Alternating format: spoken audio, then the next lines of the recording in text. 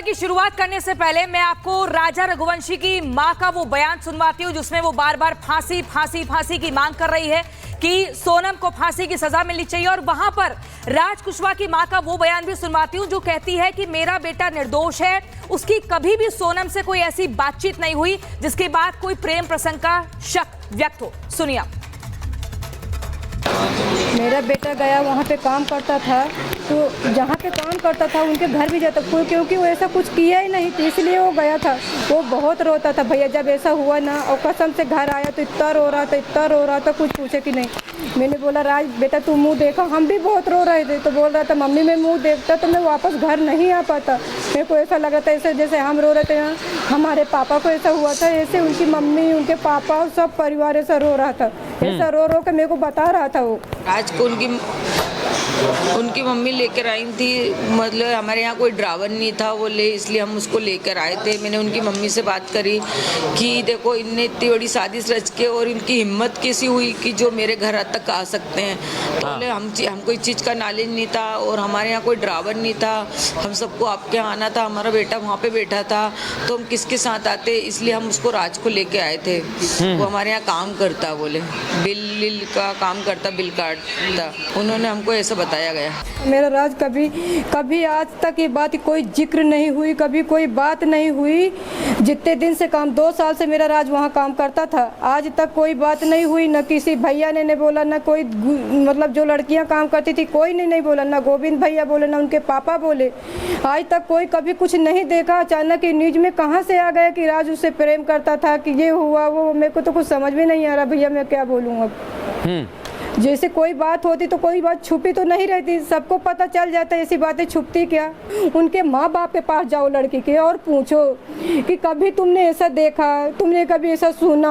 और जो काम करते थे उनके पास भी जाओ, उनसे भी खुशी से पूछताछ तो कर लो। क्यों मेरे बेटे को ऐसे हर बात में यही बोल रहे हो कि उसका अफेयर चलता था। कहाँ सोनम कितनी बड़ी, कहाँ मेरा राज कितना छोटा, कहाँ की वो नौकर की, उसके हमारे किराए से हम रह रहे। इतने राजन महाराजन घर उसकी शादी हुई तो अपने घर में खुशी मन से रहती बेचारी, वो हमारे साथ ऐसा क्यों करता है, क्यों ऐसा क्या हो रहा है। सोनम अकेली नहीं कर सकती है, सोनम प्लानिंग बना सकती है मगर सोनम अकेली नहीं कर सकती, क्योंकि ये सब प्लानिंग के साथ ही हुआ। हमने तो कभी सोचा भी नहीं था, सोनम के लिए इतनी दुआ कर रहे थे कि सोनम मिलेगी तो अपने घर आएगी।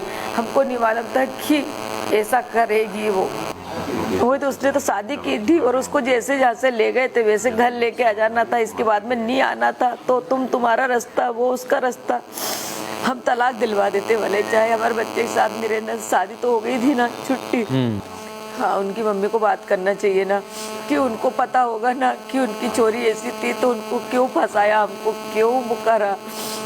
आज मेरा लड़का मेरे पास होता, मालूम उसकी शादी वो राज से करवा देती उनकी मम्मी, या तो मेरे को एक बार बता देती कि ये दूसरे को पसंद करती, या तो एक बात ये भी बता सकती थी कि ये लोग बाहर घूमने जा रहे हैं, कि जाना देना चाहिए कि नहीं देना चाहिए, क्योंकि उनकी लड़की उनके घर थी और उनके घर से टिकट हुई थी।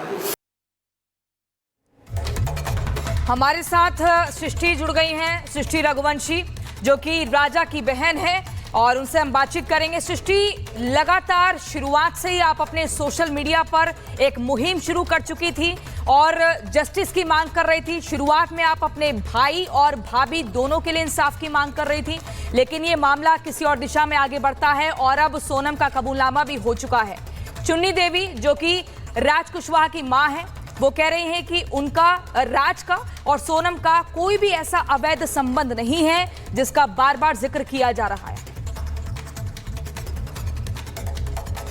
राज की मम्मी को नहीं पता होगा ये सब, लेकिन सोनम की मम्मी को तो सब पता था ना, तो उनने ऐसा क्यों किया। सृष्टि, क्या हर बच्चे की माँ को पता रहता है। क्या आपके भाई ने कभी आपसे कुछ ऐसा जिक्र किया कि उसे शक होता है सोनम पर, या आपको कभी कोई संदेह व्यक्त हुआ? क्योंकि आपकी माँ ने कहा था हर वक्त वो फोन पर लगी रहती थी। हाँ, वो शादी के बाद जब आई थी 4 दिन रुकी थी तो वो हमेशा फोन पे ही लगी रहती थी, चैटिंग ही करती रहती थी। और कोई भी नई बहू आती है तो चैटिंग ज्यादा नहीं करती है, मतलब घर के परिवार वालों से मिलती है, लेकिन उसका ध्यान हमेशा चैटिंग पे ही रहता था। और एक बार तो मैंने नोटिस किया था, जब फर्स्ट डे वो आई थी तो सुबह मैं उसके रूम में गई थी, तो जब राजा भी था वहां पर और सोनम दोनों ही थे, मैं चार्जर लेने गई तब राजा ने उनको बुलाया तो उन्होंने ऐसा हाथ पकड़ा था और हाथ छुटा, मतलब ऐसे छोड़ा और चली गई कि मेरा बिजनेस का कोई ऑफिस से कॉल आ रहा है तो तुम छोड़ो मेरे को। मतलब इतना गंदा इग्नोर किया था उस टाइम, तो मेरे को भी बहुत बुरा लगा था कि ये कैसे कर रही है, अभी नई नई है। पर मैंने सोचा कि अब मैंने उस टाइम इतना ध्यान भी नहीं दिया, इग्नोर कर दी वो बात को। अब पता चल रहा है कि ये सब इसलिए हो रहा था, ऐसा इग्नोर किया जा रहा था। सृष्टि, क्या आपने कभी शादी के बाद सोनम के मुंह से अपने घर में राज नाम के किसी व्यक्ति का नाम सुना, या जब ये लोग हनीमून पर गए थे तो वहां पर आपके भाई ने यानी कि राजा ने कॉल कर कर आपको कुछ बताया? कोई बातचीत, आखिरी बातचीत आपकी क्या कुछ हुई थी राजा के साथ? नहीं, ऐसा कुछ भी नहीं, बातचीत ही नहीं हुई हमारी ज्यादा। राज का तो नाम अब पता चल रहा है, राज का तो नाम ही नहीं था अभी तक। राजा ने आपसे क्या कुछ कहा? कैसे दोनों के संबंध थे? हनीमून ट्रिप कैसे निकल रही थी? दोनों के बीच में ट्यूनिंग कैसी सेट हुई? इसको लेकर क्या बताया? हनीमून का सीन तो ऐसा था कि शादी के बाद सोनम ने प्लान किया था, मतलब सोनम ने सिर्फ ये बोला था कि अपन हनीमून पे चलेंगे, तो राजा ने बोला अभी नहीं जाना है, 1-2 महीने बाद चलेंगे, अभी तो शादी हुई है, अभी मतलब थके हुए हैं, अभी एकदम से कैसे जाएंगे। तो उसने बोला कि नहीं, अब मेरे को चलना है, मेरे साथ चलो तुम, मैं टिकट करवा लूंगी, सब कर दूंगी। तो 2 दिन पहले ही राजा को बताया उसने कि मैंने टिकट करवा लिया, पर हनीमून के लिए जा रहे हैं। राजा को तो पता भी नहीं था कि टिकट हो चुकी है। क्या सृष्टि कभी आपको 2 शक दिन हुआ पहले अपनी भाभी सोनम पर, कभी आपको शक हुआ कि घर में उसकी एक्टिविटी कैसी है, सबके साथ बातचीत कैसी है? क्योंकि कटी कटी रहती थी, सबके साथ मिलती जुलती और घुलती नहीं थी। नहीं, वो ज्यादा बात नहीं करती थी किसी से भी, जब आई थी तब भी नहीं करती थी, और शादी के टाइम पे भी वो ज्यादा परिवार वालों से मिली नहीं है, क्योंकि नई दुल्हन आती है, मतलब चलो ठीक है परिवार वालों से नहीं मिल रही, लेकिन अपनी ननद से और छोटी मोटी जो भी दोस्त है उन लोग से तो मिल सकते हैं, हमारे राजा के दोस्तों से मिल सकती हैं, लेकिन दूर दूर रहती थी, ज्यादा बात नहीं करती थी किसी से भी। आपने कुछ रील्स भी बनाई थी, वो रील्स भी सोशल मीडिया पर काफी वायरल हुई हैं, शादी से लेकर शादी के समापन तक।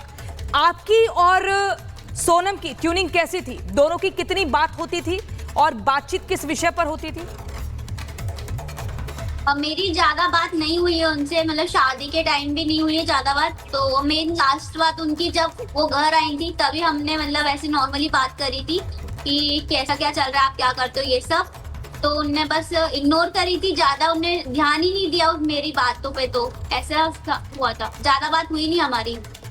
क्या ये शादी, ये रिश्ता जबरदस्ती हुआ था? क्योंकि कुंडली में कुछ मंगल दोष का भी जिक्र किया जा रहा है कि मंगल दोष था। क्या पहले ये परिवार को, दोनों परिवारों को पता नहीं था? नहीं, दोनों परिवारों को पता था मंगल दोष है, क्योंकि ऐप के थ्रू हुई थी, रघुवंशी ऐप है, वहां पर सोनम की डिटेल आई थी, तो हमको पसंद आई थी लड़की, और दोनों मंगल थे, तब जाके तो हमने शादी करी थी। दोनों परिवार को पसंद आई थी लड़की भी, हमको भी उनका परिवार पसंद था, उनको हमारा परिवार पसंद आया। बस ये था कि शादी में वो लोग बहुत ज्यादा जल्दी कर रहे थे, उन लोगों ने हर चीज में जल्दी करी है। और अब जब आखिरकार सोनम का कबूलनामा हो चुका है, इसके बाद अब परिवार की कानून से क्या कुछ मांग है, प्रशासन से क्या कुछ मांग है? आखिरी सवाल सृष्टि।